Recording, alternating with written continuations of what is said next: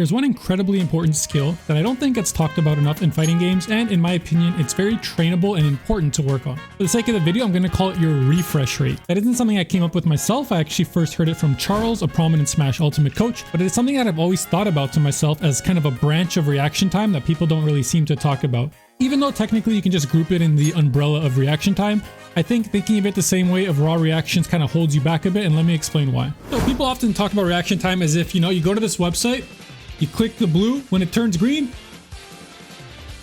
whoa, that was actually pretty good. I'm kind of flexing, usually I don't get that good. Anyway, that's how people think of reaction time, and they think of it in Street Fighter like, if Cammy's gonna dive kick at me, can I react in time, right?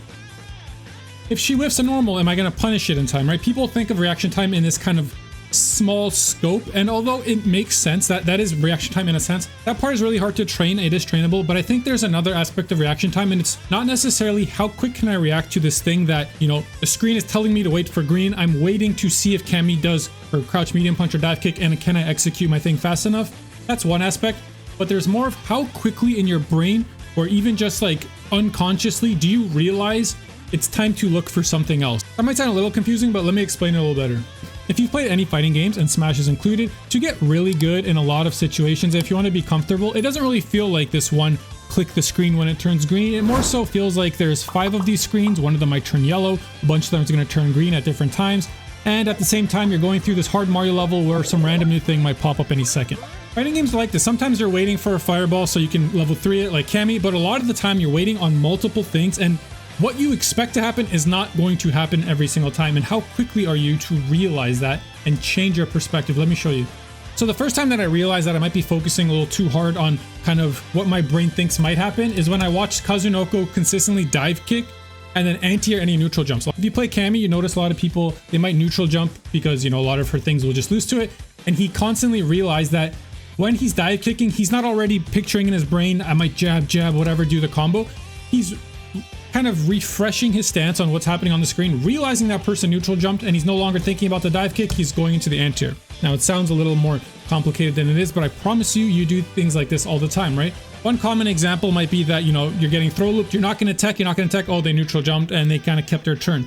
This isn't really a reaction test, right? If someone jumps at you and you anti-air consistently, why can't you do it in this situation? It's because you're focused too much on the throw. You need to kind of train yourself to, okay, did I get thrown? No, what's next? I need a DP, right? This is something you need to train. You need to look out for. You need to consciously tell yourself to stop zooming in on one thing.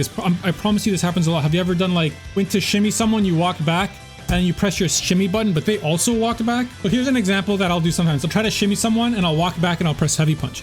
But if they're also walking back, why would I ever press that heavy punch, right? In this situation, she's gonna get whiff punished because she's kind of autopiloting that I'm waiting for a shimmy, I'm gonna walk back. Oh, there was no shimmy. Don't press the heavy punch anymore, right? If you notice Cammy whiffed, then you press the heavy punch. Do you know what I mean? Another very common example is when you press, let's say you're buffering or you press crouch medium kick drive rush, you're kind of waiting to see, you're consciously waiting, is this crouch medium kick drive rush going to hit? And if it does, you want to follow it up. But you really don't have to, right? There's such a long period of time where if this does hit, the game kind of slows down and your crouch medium kick drive rush comes out.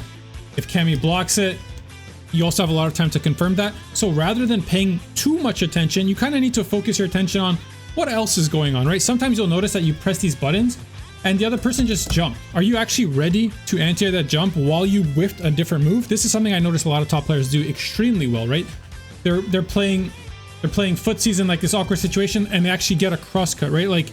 This isn't really a raw reaction in the same sense that if you anti-air your jumps, you can also do this. It's more so realizing that you need to focus less on exactly what you're thinking sometimes and more on what else can happen. So you press this medium kick, you press drive rush, and you immediately start paying attention to the enemy Cammy. You don't care if the medium kick hit or whiffed because it doesn't matter. If it did, something else will happen, because if it hit, this will happen.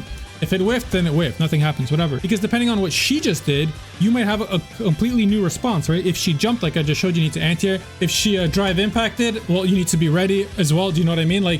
These aren't things that you can't react to, but they're things that you're going to find harder to react to if you don't learn how to, improve your refresh rate, which is just realizing something new is happening in the game. One very common example for a newer player, this is probably the first way you'll learn about this, is that you throw a fireball, they jump over your fireball and you block, right? So something like this happens.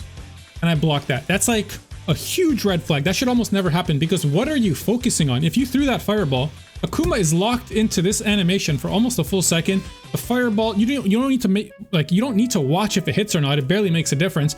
The only thing you should be watching while you threw that fireball is Cammy. She jumped. I should DP it, right? Even Akuma's air fireball. Oh, they jumped. I should DP. Like, what are you watching? If you notice sometimes you're focused too much on that fireball or the air fireball, you're probably unconsciously paying way too much attention to something that doesn't deserve that attention, because it'll just distract you from other things that might. So at the end of the day, this is something you can kind of bundle with reaction time, but I do think it's treated differently. It's not a raw reaction in any sense of the word. It's realizing that what you were thinking about does not deserve that much focus, and I think it is trainable. Next time you play ranked, a lot of people have problems like kind of giving up their points on ranked, which is fair. I do too. So next time you play with your friends, or even this mode, what's it even called? Let's hop into the battle hub. You know that new thing where you could fight like the fucking amiibos from V rival, right? So I'm gonna play as Mai, and we're gonna battle a random V rival, right?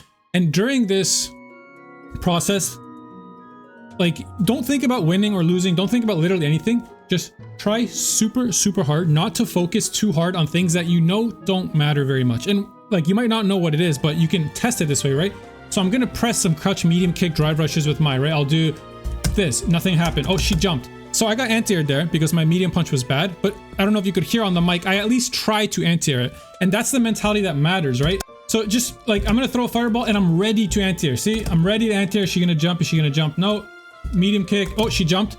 Do you know what I'm seeing? Like, it's hard to explain my thought process here, but you're trying to get comfortable with the idea of just not focusing on what you're actually pressing and focus on responses, right? I wish I could make her jump over me for a crosscut, because that's something I suck at. But while I'm pressing my pokes, I'm pressing medium punch, just to be annoying. I'm super hyper focused on Manon to see if she jumps over me, to get comfortable in that situation. So yeah, I don't want to keep repeating it, but the point here is you're trying really hard to get comfortable in situations where you no longer have to focus on things you're overly focusing on. One good way about doing this is to watch your VODs. Just watch your VOD in any situation where someone hits you with something that you can react to, right? Technically, it's reactable. You've reacted to them before in neutral, but you were kind of too preoccupied with something else that didn't matter as much, and try to focus on those things. Try to find out what you're being preoccupied. I can't tell you what goes on in your brain, or what's not going on in your brain, more importantly, right?